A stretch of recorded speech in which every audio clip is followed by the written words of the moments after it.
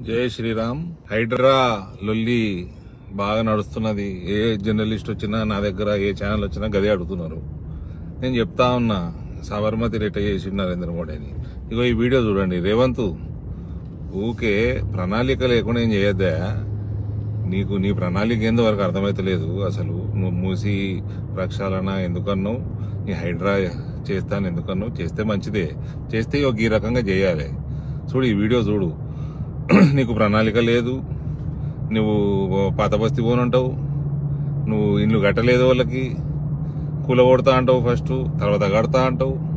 ఇక చూడు నరేంద్ర మోడీ ఎట్లా చేసిండు చూడు. నేనే పోతే ఆ గుజరాత్ ఎలక్షన్లల్లో 2 నెలల కింద నేను పోయి ఆడ తిరిగినప్పుడు ఒక ట్యాక్సీ డ్రైవర్ తోటి నేను పెట్టిన ముచ్చట విను. ఏ రకంగా నరేంద్ర మోడీ చేసిండు, అది ఎట్లున్నా చూడోసారి. तो आप ये है राजेश पटेल जी, तो ये है राजस्थान से, पर 1972 से गुजरात में बसे हुए हैं और 50 साल हो गए, तो ये तो गुजराती बन गए. तो साबरमती के ऊपर से हम अभी आगे बढ़े, तो बताइए ना साबरमती 20-25 साल पहले कैसा था? वैसे ड्राई था, सिर्फ मानसून का पानी आता था, निकल जाता था जी. फिर वैसे दोनों साइड सलम एरिया पड़ा हुआ था, इंक्रोचमेंट. हाँ पूरी गंदगी थी ये. हाँ. और कुछ नहीं था यहाँ. हाँ. बस ऐसे ही ये फिर रिवर फ्रंट बनाया नरेंद्र भाई मुख्यमंत्री बनने के बाद. जी.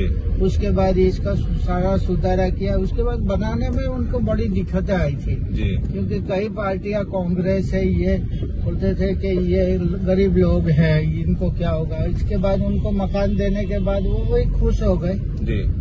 खुश होने के बाद ये काम हो गया पूरा साबरमती का. हाँ. फिर नर्मदा का पानी इसमें डाल के जी.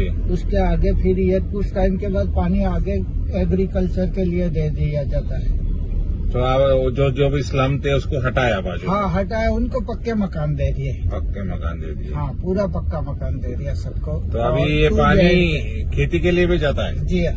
तो ये तो पूरा नदी बन गया फिर. हाँ नदी बन गया ना. हाँ, तो, पहले हाँ, जैसा था पुराने जमाने में, हाँ जो खराब हो गया वो फिर उसको नदी बना दी.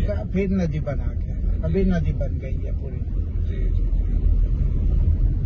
ధన్యవాద్ రాజేష్ జీ. చేస్తే ఇట్లా ప్రణాళికతోటి చెయ్యాలి, ఎవరికి ఇబ్బంది కాకుండా.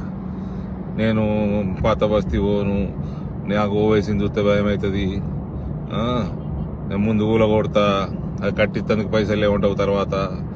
ఇవన్నీ కాదు, ప్రణాళికతోటి పని చేసుకుంటే మంచి పని అంటాం.